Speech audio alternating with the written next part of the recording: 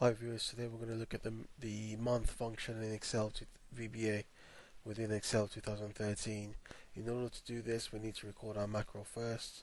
So in the View tab of Excel 2013, within the macro section, click on the drop down and then click on record.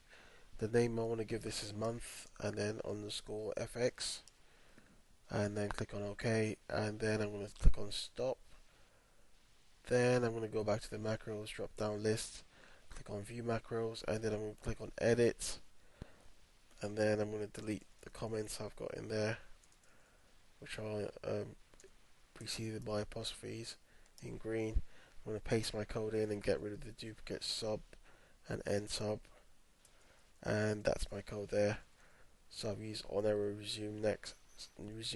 to override errors, and then I've written my code as active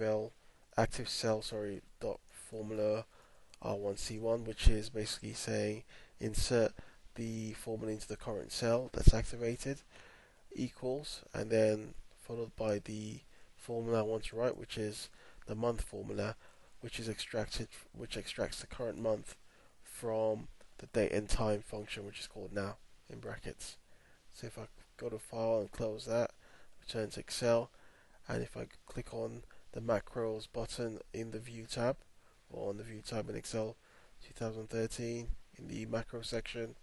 and then click on run, highlight my code, my macro name, and click on run,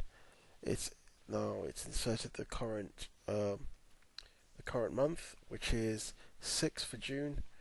and that's the month section in Excel VBA 2013.